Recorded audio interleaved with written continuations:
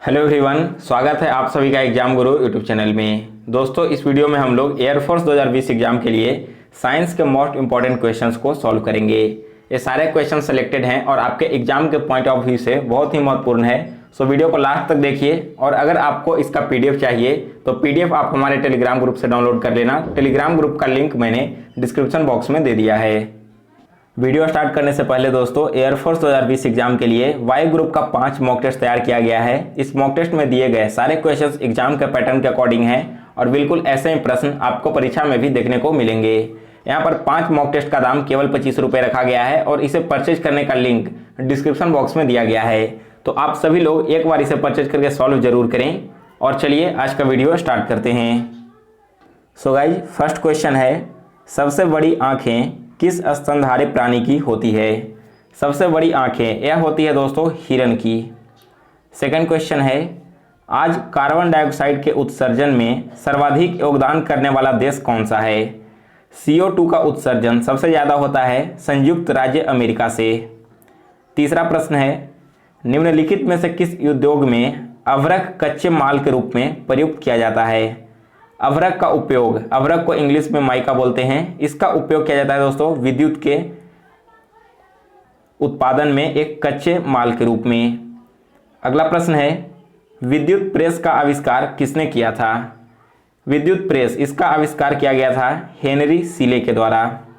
Fifth question है, pressure cooker में खाना जल्दी पक जाता है, इसके पीछे का रीजन क्या है? तो देखिए, प्रेशर कुकर के अंदर में दाब अधिक होता है, प्रेशर ज़्यादा होता है, जिसके कारण से उसमें पकने वाला खाना बहुत ही कम समय में पक जाता है।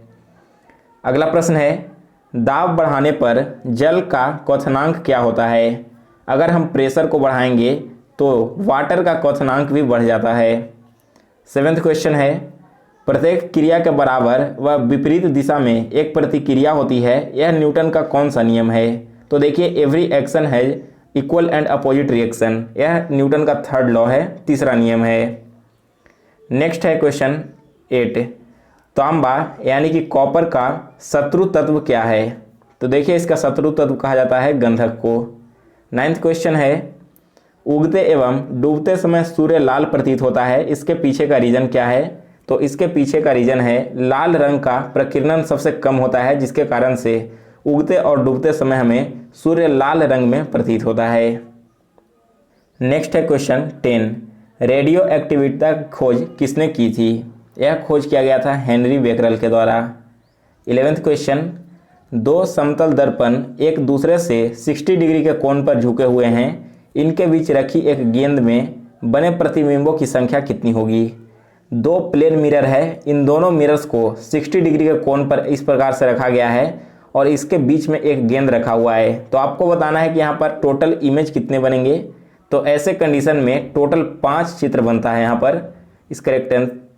और यहाँ पर दोस्तों कितने डिग्री पर रखने पर कितने इमेज बनते हैं, इसके लिए अलग अलग फॉर्मूलेज हैं। तो मैं आपको एक ऑप्टिक्स का स्पेशल वीडियो करवा दूंगा, जिसमें आपको इसके सारे फॉर्मूलेज और जितने भी फैक्ट्स हैं उन सभी को क्लियर करवा दूंगा। अगला प्रश्न है 12 नंबर, पानी के अंदर हवा का एक बुलबुला किस तरह का बर्ताव करता है? तो यह करता है एक अवतल लेंस के जैसा। 13th क्वेश्चन, इकाइयों की समस्त व्यवस्थाओं में किस इकाई की मात्रा समान होती है? तो यह होता है विशिष्ट गुरुत्व का। नेक्स्ट है क्वेश्चन 14th, यदि कोई मनुष्य समतल दर्पण की ओर 4 मीटर पर सेकंड की चाल से आ रहा है तो दर्पण में मनुष्य का प्रतिबिंब किस चाल से आता हुआ प्रतीत होगा? तो इस कंडीशन में जो दर्पण के अंदर में उसका इमेज बनेगा वो दुगना हो जाएगा, यानी कि 8 मीटर पर सेकंड की स्पीड से। अगला प्रश्न है, कार, ट्रकों और बसों में ड्राइवर की सीट के बगल में कौन सा दर्पण लगा होता है? तो देखिए, जितने भी गाड़ियां होती है उन सभी में बगल में उत्तल दर्पण लगाया जाता है और इसकी खासियत यह होती है कि एक छोटे से दर्पण में काफ़ी बड़ा एरिया का चित्र एक जगह आपको देखने को मिलता है। 16th क्वेश्चन है, ऐसे तत्व जिनमें धातु और अधातु दोनों के गुण पाए जाते हैं उसे क्या कहते हैं? जिनमें मेटल्स और नॉन मेटल्स दोनों की प्रॉपर्टीज पाई जाती है उसे बोला जाता है उपधातु यानी कि मेटलॉइड्स। नेक्स्ट है क्वेश्चन 17th, वनस्पति विज्ञान के जनक कौन हैं? इसके जनक हैं दोस्तों थियोफ्रेस्टस। 18th क्वेश्चन है, निम्नलिखित में से किस में ध्वनि की चाल सबसे अधिक होगी? ध्वनि की चाल सबसे ज़्यादा होती है इस्पात में। 19 नंबर क्वेश्चन, एक व्यक्ति घूमते हुए स्टूल पर बाहें फैलाए खड़ा है, एकाएक वह बाहें सिकोड़ लेता है तो स्टूल का कोणीय वेग क्या होगा? इस कंडीशन में स्टूल का कोणीय वेग बढ़ जाता है। नेक्स्ट है क्वेश्चन 20, चंद्रमा पर एक बम विस्फोट होता है, इसकी आवाज़ पृथ्वी पर सुनाई देगी या नहीं देगी? तो देखिए इस कंडीशन में पृथ्वी पर इसकी आवाज़ सुनाई नहीं देगी। आपको मालूम है कि चंद्रमा पर हवा नहीं है, बिल्कुल वैक्यूम है, तो इस कंडीशन में वहाँ पर जो भी साउंड होता है वो कभी भी पृथ्वी पर नहीं पहुँच सकता। नेक्स्ट है क्वेश्चन 21, चंद्रमा पर वायुमंडल न होने का कारण क्या है? तो इसके पीछे का कारण है वहाँ पर पलायन वेग का होना। 22 क्वेश्चन है, यहाँ पर दोस्तों पलायन वेग को इंग्लिश में एस्केप वेलोसिटी कहा जाता है।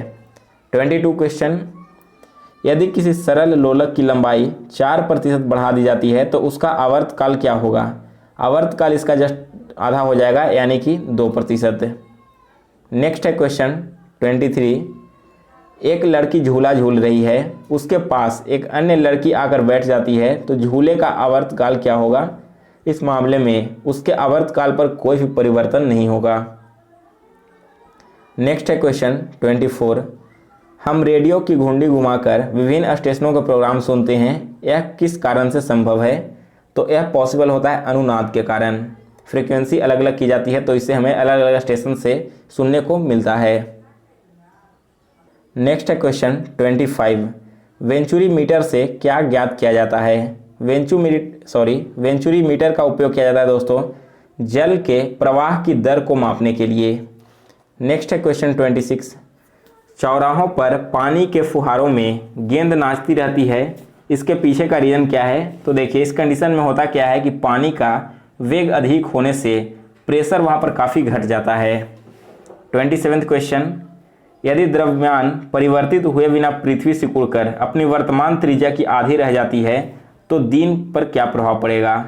पृथ्वी का द्रव्यमान परिवर्तित ना हो लेकिन उसकी जो त्रिज्या है, रेडियस है, वो आधी हो जाती है तो इस कंडीशन में पृथ्वी पर दिन 12 घंटे का होने लगेगा। नेक्स्ट है क्वेश्चन 28, यदि किसी पिंड को पृथ्वी से 11.2 किलोमीटर प्रति सेकंड के वेग से फेंका जाता है तो पिंड का क्या होगा? तो देखिए आप सभी को मालूम है कि एस्केप वेलोसिटी क्या होता है, 11.2 किलोमीटर होता है। किसी भी ऑब्जेक्ट को अगर हम इतने स्पीड से पृथ्वी से फेंकते हैं तो वापस कभी भी पृथ्वी पर नहीं आएगा। नेक्स्ट है क्वेश्चन 29, उपग्रह में समय ज्ञात करने के लिए अंतरिक्ष यात्री को क्या प्रयोग करना चाहिए? वहाँ पर समय को ज्ञात करने के लिए उपयोग किया जाता है स्प्रिंग घड़ी का। नेक्स्ट है क्वेश्चन 30, यदि पृथ्वी की त्रिज्या 1% कम हो जाए किंतु द्रव्यमान वही रहे तो पृथ्वी तल का गुरुत्वीय त्वरण क्या होगा? इस मामले में इसका गुरुत्वीय त्वरण 2% तक घट जाता है। नेक्स्ट है क्वेश्चन 31, दाब का मात्रक क्या है? प्रेशर का मात्रक होता है दोस्तों पास्कल। 32 क्वेश्चन है, खाना पकाने का बर्तन कैसा होना चाहिए? खाना पकाने का जो बर्तन होना चाहिए वो उच्च विशिष्ट ऊष्मा का निम्न चालकता का होना चाहिए। नेक्स्ट है क्वेश्चन नंबर 33, झरने में जब जल ऊंचाई से गिरता है तो उसके ताप पर क्या प्रभाव पड़ता है? जब जल दोस्तों झरने में काफ़ी ऊपर से नीचे गिरता है तो इस कंडीशन में उसका टेम्परेचर इंक्रीज हो जाता है। नेक्स्ट 34 क्वेश्चन, केल्विन तापमापी में बर्फ का गलनांक क्या होता है? इसमें दोस्तों उसका गलनांक होता है 273 डिग्री केल्विन। 35 क्वेश्चन, बॉटनी शब्द की उत्पत्ति किस भाषा के शब्द से हुई है? यह शब्द उत्पत्तित हुआ है ग्रीक भाषा से। 36 क्वेश्चन, क्यूरी किसकी इकाई का नाम है? क्यूरी यह इकाई है दोस्तों रेडियो एक्टिव धर्मिता का। 37वां क्वेश्चन, किस रंग की तरंग धैर्य सबसे कम होती है? सबसे कम तरंग धैर्य होता है बैगनी कलर का और सबसे ज़्यादा होता है दोस्तों रेड कलर का। 38 क्वेश्चन, कमरे में रखे रेफ्रिजरेटर का दरवाज़ा खोल दिया जाता है तो कमरे का तापमान पर क्या प्रभाव पड़ेगा? देखिए इस कंडीशन में कमरे का टेम्परेचर इंक्रीज कर जाएगा। 39 क्वेश्चन, इंद्रधनुष में कितने रंग होते हैं? तो बिल्कुल ईजी है, इंद्रधनुष में टोटल 7 रंग होते हैं। 40 क्वेश्चन है, सेकंड पेंडुलम का आवर्तकाल क्या होता है? इसका आवर्तकाल होता है दोस्तों 2 सेकंड का। 41 क्वेश्चन, भारतीय विज्ञान संस्थान कहाँ में स्थित है? यह स्थित है दोस्तों बेंगलोर में। नेक्स्ट है क्वेश्चन 42, पराध्वनिक विमानों की चाल कितनी होती है? जितने भी पराध्वनिक विमान होते हैं इसका स्पीड ध्वनि की चाल से भी ज़्यादा होता है। 43 क्वेश्चन है, भू-स्थिर उपग्रह की पृथ्वी से ऊंचाई क्या होती है? इसकी ऊंचाई होती है 36,000 किलोमीटर। नेक्स्ट है 44 क्वेश्चन, निम्नलिखित में से किस पदार्थ में ऑक्सीजन नहीं होता है? देखिए यह क्वेश्चन ऑलरेडी बहुत सारे एग्जाम में पूछा गया है। मिट्टी का जो तेल होता है केरोसिन ऑयल, इसमें ऑक्सीजन नहीं पाया जाता है। नेक्स्ट है क्वेश्चन 44, चिकित्सा शास्त्र के विद्यार्थियों को किसकी शपथ दिलाई जाती है? उन विद्यार्थियों को शपथ दिलाया जाता है हिपोक्रेटस का। 45 क्वेश्चन है, कार में रेडिएटर का क्या कार्य होता है? रेडिएटर दोस्तों इंजन को ठंडा करता है। 46 क्वेश्चन है, मनुष्य के शरीर का ताप कितना होता है? तो ह्यूमन बॉडी का ताप होता है दोस्तों 37 डिग्री सेल्सियस। 47 क्वेश्चन है, दूरदृष्टि दोष से पीड़ित व्यक्ति को क्या होता है? तो उन्हें निकट की वस्तुएं दिखाई नहीं देती है। जो व्यक्ति दूरदृष्टि दोष से पीड़ित होते हैं उन्हें जितनी भी नज़दीक वस्तुएं होती हैं वे दिखाई नहीं देने लगती है। 48 क्वेश्चन है, किताब के ऊपर रखे किसी लेंस को ऊपर उठाने पर यदि मुद्रित अक्षरों का आकार बढ़ता हुआ दिखाई देता है तो लेंस कैसा है? तो इस कंडीशन में लेंस उत्तल होता है। 49 क्वेश्चन, यदि किसी लेंस से अक्षरों का आकार छोटा दिखाई देता है तो लेंस कैसा है? इस कंडीशन में दोस्तों लेंस अवतल होता है। और आज के वीडियो का लास्ट क्वेश्चन, तारे के टिमटिमाने का कारण क्या है? तो इसके पीछे का कारण है अपवर्तन।